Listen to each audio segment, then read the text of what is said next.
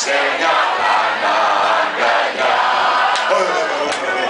Το τρίτο ξημερώθηκα σε άγνωστα κρεβάτια. Το τέταρτο τους φίλους μου αποχαιρέτησα.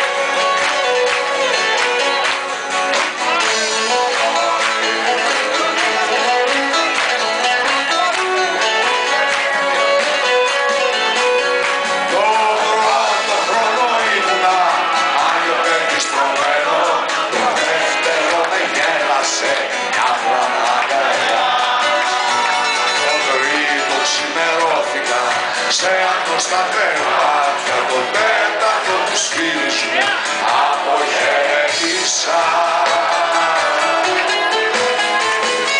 Στην κορυφή θα ρίξαμε νερό ακολούθο και το όνομα που μου δώσαν ήταν χαμένο ρούχο.